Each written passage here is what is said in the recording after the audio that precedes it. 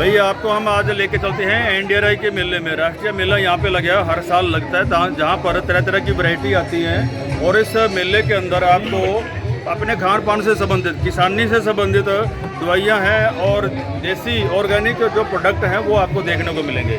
और आपको बता दें कि यहाँ पर आप देख सकते हैं कि ये बेरी की कंपनी है और बेरी कंपनी के नाम से शहद और लिखा हुआ है हनी है। तो इनसे जो मैन्युफैक्चरर हैं उन्हीं से बातचीत कराएंगे। हाँ जी, आप बताएं इसके बारे में। सर, ये मधुमक्खियों, डब्बे वाली मधुमक्खियों से तैयार किया गया शहद है।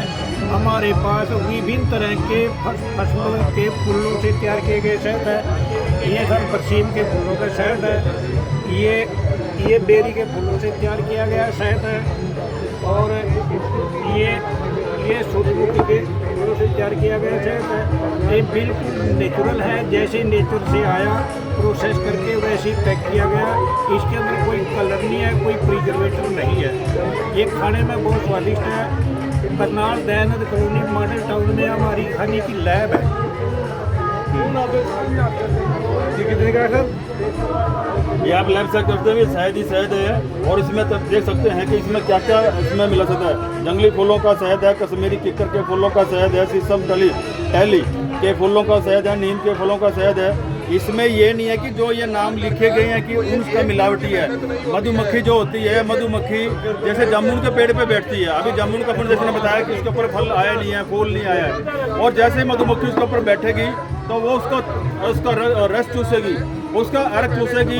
और उसके बाद उसके पास बॉक्स रखे होते हैं, उन बॉक्स के अंदर वो रखे जाते हैं। उसके द्वारा ही मधुमक्खी का जो शहद है वो तैयार होता है। और जो इसका खाने के लिए जो किस तरह से इसको खाते हैं, जैसे पहले छोटे छोटे बच्चे होते हैं उनको खांसी जुकाम वगैरह जैसे छाती जम जाती है, तो वो जो चीज़ें होती थी पहले, जो हमारी दादियाँ या माताएं जो होती थी, तो उसको आधा चम्मच बच्चे को शहद दे देती थी।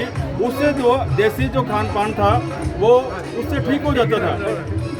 शहद के बारे में बहुत कम लोग जानते हैं। हम लोग जो ग्रामीण प्रदेश में हैं वो सारा जानते हैं, लेकिन जो शहरी जो लोग हैं वो हो सकता है कि उसके बारे में कम जानते हैं। अब यूट्यूब का ज़माना है तो लोग यूट्यूब पे चेक करते हैं कि ये ऐसे है, लेकिन बहुत सारी जो जानकारी है वो आपको यूट्यूब पर देखने को नहीं मिलेंगी। लेकिन ये जो देसी जो खान पान है, जिससे कि हमारी सैकड़ों प्रकार की जो बीमारियाँ हैं वो ठीक होती हैं देसी खान पान से। अगर हम चीनी खाते हैं तो उससे कहते भी शुगर बढ़ जाएगी, होगा। अगर हम उसकी जगह में देसी गुड़ मिल जाता है तो हमारी सेटिस्फेक्शन होती है कि इससे शुगर नहीं होगी। ठीक इसी तरह से अगर बाजार का हम घी वो लेते हैं, शहद लेते हैं, उसमें होता भी चीनी मिलावट होगी, चीनी से मिलाया हुआ शहद होगा। तो विश्वास करना बड़ा असंभव होता है। लेकिन यहाँ पर आपको प्योरिटी की तसल्ली दी जाती है। और ये लोग कोई बाहर के नहीं है, ये लोग यही करनाल के हैं। और जो भी अपनी मैन्युफैक्चरिंग चीज़ बनाते हैं वो यहाँ पर आपको देखने को मिलेंगी। और आप यहाँ पर मॉडल टाउन में दयानंद कॉलोनी है, जहाँ पर कौन सी गैस एजेंसी है जी? मोहन गैस एजेंसी है। संतोषी माता के मंदिर के पास अपनी हनी की लैब है, हाइजीनिक हाई टेक्नोलॉजी की। ये 3 हमारे पास रजिस्टर है, रजिस्टर नंबर है मधु क्रांति का है।